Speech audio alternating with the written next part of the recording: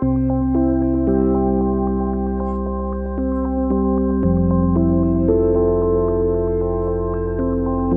mira, este libro en realidad es el fruto, como la escena final de una película que empezó hace tiempo cuando estaba ya en pleno proceso un poco de cuidado, cuando iniciaba el cuidado de mis padres, trabajaba como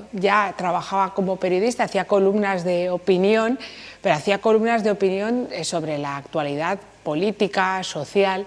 y estando en una sala de espera en un hospital o estando haciendo guardia a la espera de unos resultados médicos, me parecía un poco extraño escribir de una actualidad que no estaba viviendo o que mi actualidad tenía más que ver con ese día a día. Y empecé a escribir un poco sobre eso, sobre lo que pasa cuando te toca cuidar, y en concreto cuando te toca cuidar de tus padres, y esas columnas tenían una respuesta bastante cariñosa y bastante calurosa por parte de los lectores, y la verdad es que, bueno, pues que mi editor Pedro Ballín, que las leía, decidió que por qué no transformarlo en algo más que esas columnas de folio y medio que escribía. Así que me animó, y es un camino que no fue de 0 a 100, sino que llevábamos un caminito andado.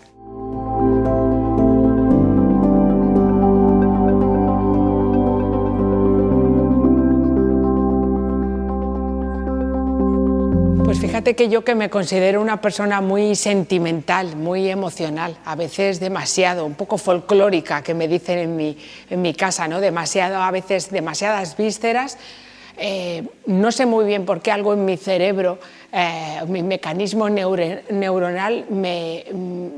se me activó la parte más cerebral, una parte casi muy cerebral que yo no era demasiado consciente que tenía. Quizá había expuesto esa otra parte muy sentimental y un poco tierna y un poco blanda, pero de repente yo creo que cuando analicé, tampoco es que haga falta dedicarle mucho tiempo, cuando uno ve lo que está pasando y donde se está adentrando, te das cuenta de que tienes que tirar de cerebro, tirar de racionalidad, y decir, aquí hay que mostrarse lo más... Te empiezas a fabricar una especie de coraza, ¿no?, por así decirlo, porque si a cualquier noticia uno sobrereacciona, te pasa por delante además no solo a ti, sino a los que pueden convivir contigo, a los que te rodean, a los que también te cuidan. Con lo cual esa parte se me activó, sobre todo teniendo en cuenta que yo era la pequeña de la familia y que pasé a ocupar el rol de cabeza de familia. Entonces eso de repente dices, pero a ver, si hasta hace nada yo era la pequeña, ¿no?, la pequeñita de la casa, ¿aquí qué ha ocurrido? Entonces yo creo que solo se sostiene una a sí misma así, diciendo, esta parte la tenemos que pasar, este río lo tenemos que cruzar como sea y no ahogarnos.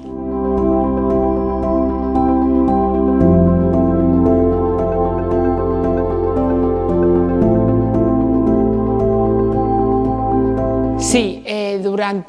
cuando empecé a cuidar a mis padres, porque los dos prácticamente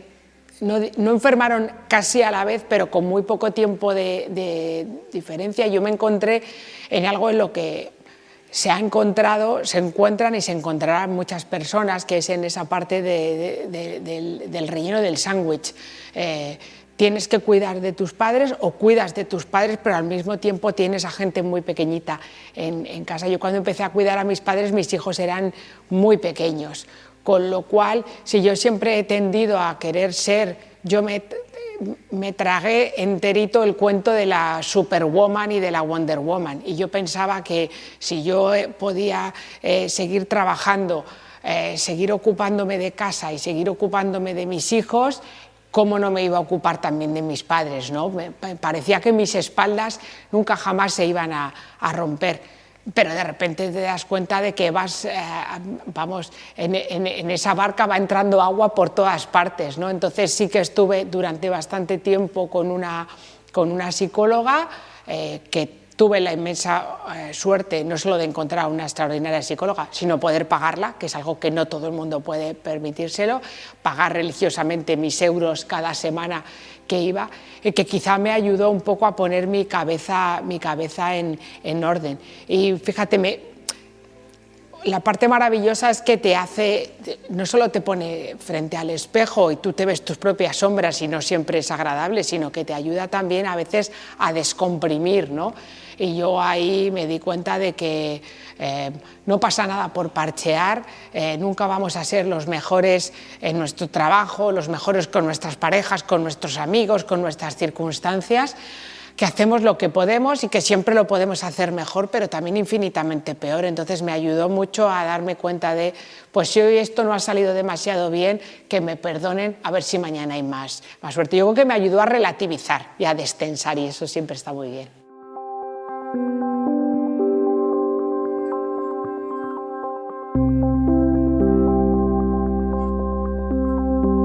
Pues porque yo creo que en todo este tiempo y en estos años, 5 años y pico, he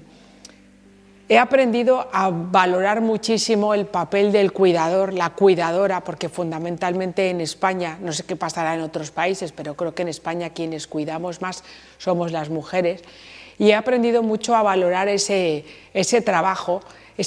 que en raras ocasiones es vocacional. En España el cuidado tiene la etiqueta de mujer, tiene la etiqueta de migrante, en muchas ocasiones no son profesionales, no se han formado para ello y están no solo infravaloradas, sino infrapagadas. Entonces me parece que ahí yo me he visto en el papel de cuidadora porque he querido, pero porque he podido permitírmelo y he podido permitirme parar en mi faceta profesional y hacer una serie de cosas. En estos 5 años he sido absolutamente consciente, cada día había un detalle que me hacía ser consciente del enorme privilegio que tenía, lo que hemos podido pagar en mi casa, una residencia privada, un cuidador o cuidadora cuando ha hecho falta, taxis de ida y vuelta a hospitales y a sitios, y yo me he dado cuenta de que eso en un país en el que ya hay más mascotas, que vi el dato hace poco, más mascotas que menores de 14 años en las casas, pues me parece que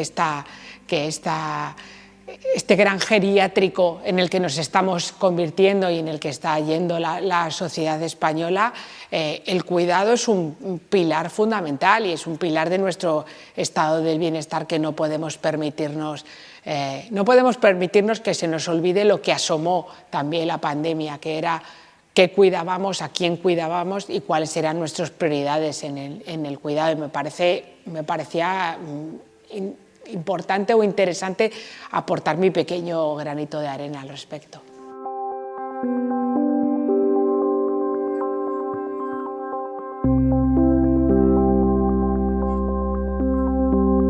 Sí, creo que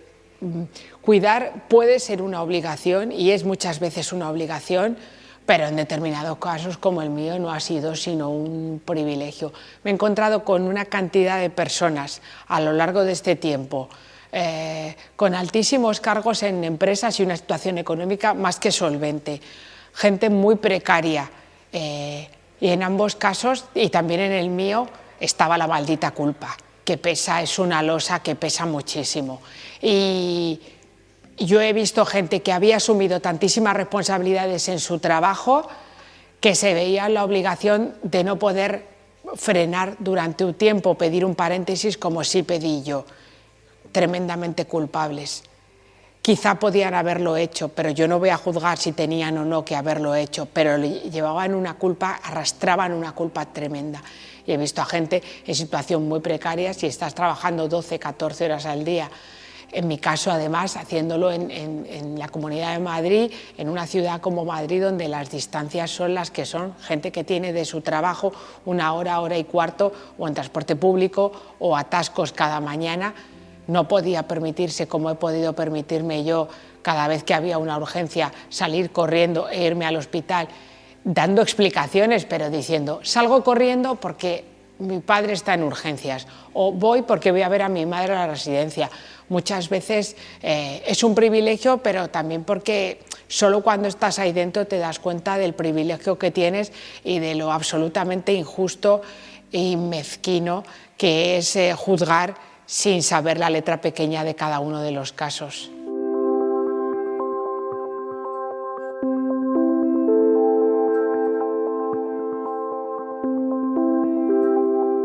Bueno, yo creo que hay una socióloga maravillosa que a mí me encanta, que se llama María Ángeles Durán, que ella hizo hace unos cuantos años, cuando no se hablaba tanto de esto, hace ya un puñado de años, no te podría decir la fecha concreta, pero que hizo un cálculo de lo que suponía el trabajo no remunerado que desempeñaban. Ella lo hizo las mujeres en España. El porcentaje que daba del PIB era salvaje. O sea, si eso fuera remunerado, no sé, las mujeres de repente habríamos mejorado nuestra situación económica, por lo menos de manera increíble. En esa parte del ocuparnos de cosas por las que no nos pagan están los cuidados. Está el cuidado de nuestros padres, está el cuidado donde sigue recayendo en nosotras fundamentalmente el cuidado de los niños. También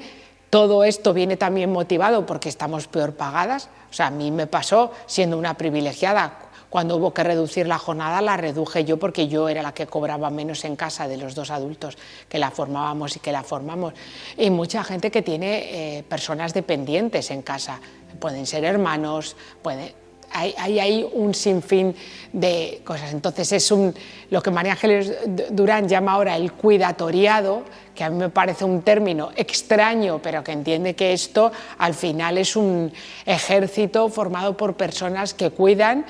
sin formación para ello y que efectivamente o no les pagan o están fatal pagadas y muy poco reconocidas.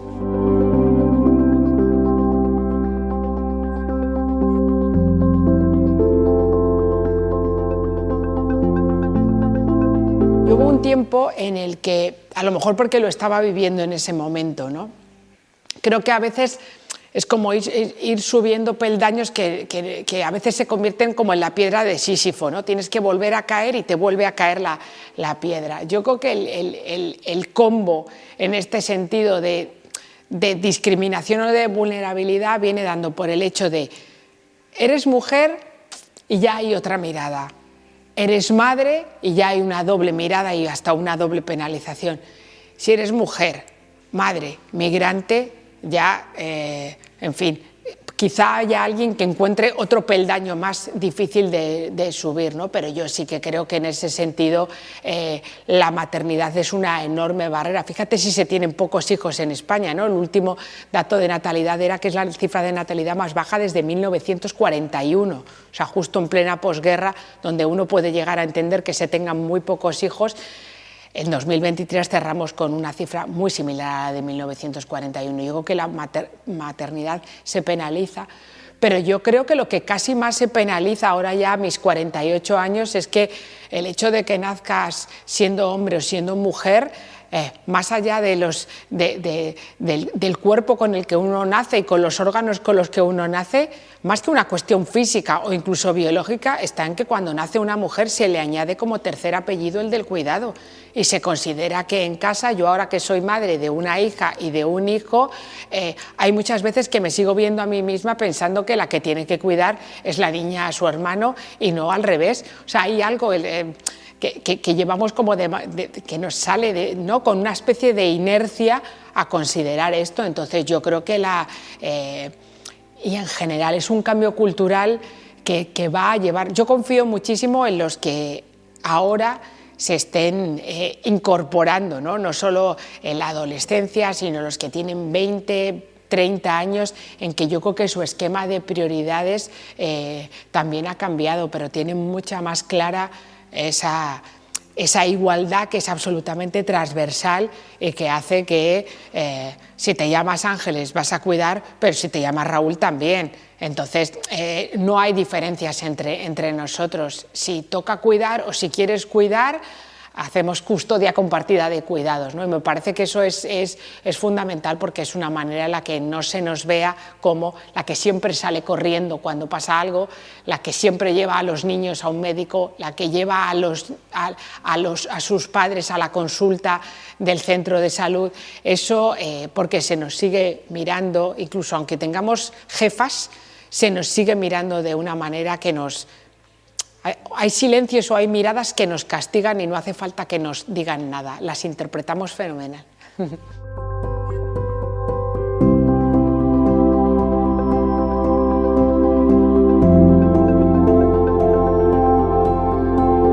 Hay una frase que es un poco de brocha gorda, porque siempre va a haber pocos recursos, siempre se van a necesitar más recursos, tanto de personal,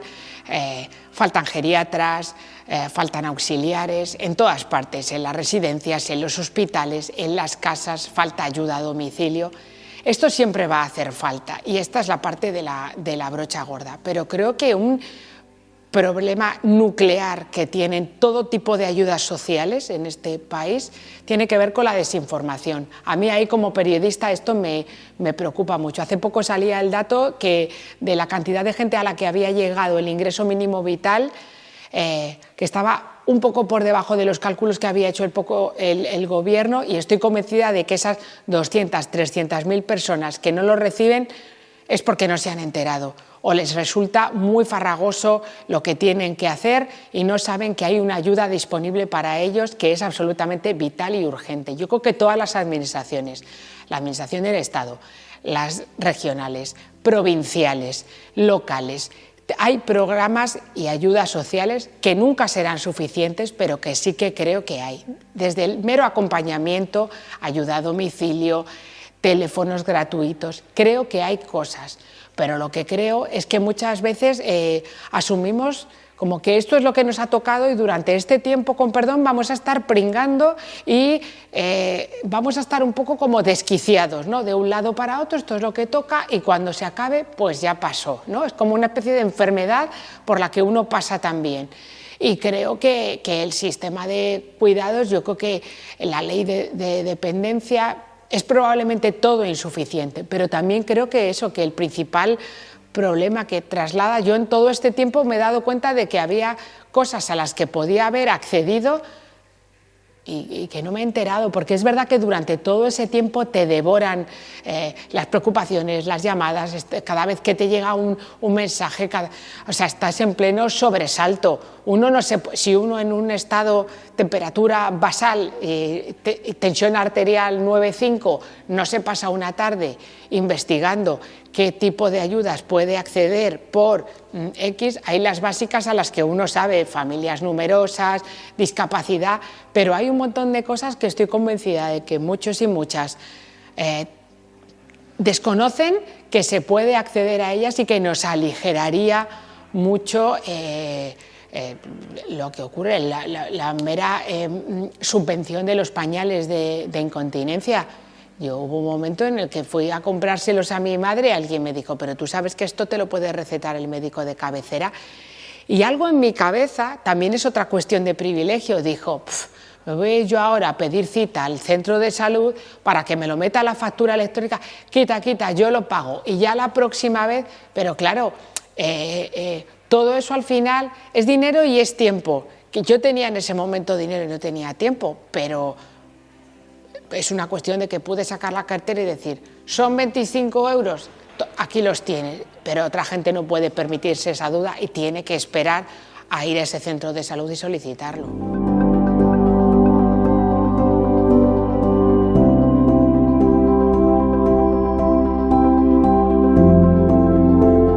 Bueno, yo creo que esto no tanto es una valoración mía, sino que voy a plagiar a algunos de los expertos y expertas con las que he hablado durante este tiempo. Yo creo que en general los que pueden elaborar políticas públicas, que al final es la clase política y los gestores que hay en las direcciones generales, los que a lo mejor no son las cabezas visibles, se ven muchas veces abocados al cortoplacismo de una legislatura, al cortoplacismo de un mandato, ¿no? Nos cuesta muchísimo, pero me cuesta a mí como periodista mirar en lo que va a ocurrir dentro de 6 meses o un año. Vivimos en plena inmediatez. Entonces, muchas veces cuando se diseñan estas cosas vamos a dotar de una financiación de X millones de euros o de X cantidad para dedicarlo a esto, pero muchas veces no estamos pensando en eso, no estamos pensando en el que en el 2040, 2050, que parece que queda mucho tiempo, pero no queda tanto,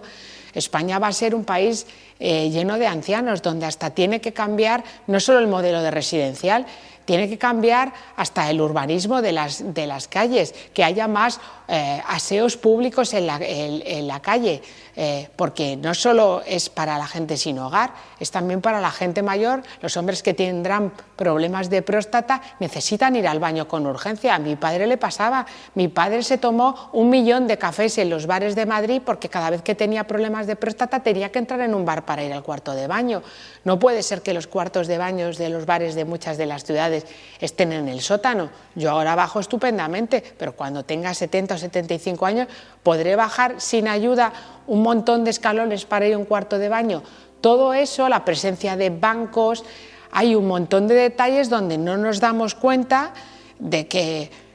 esos viejos somos nosotros ya. Y yo creo que esa parte es una parte fundamental. O sea, hace falta una mirada a corto plazo para arreglar las urgencias, eso es fundamental, pero hace falta una mirada a largo plazo a la que no se tenga solo como un comité de expertos que de vez en cuando te hace un informe maravilloso, se presenta y estamos todos llevándonos las manos a la cabeza diciendo es verdad, no, que se haga.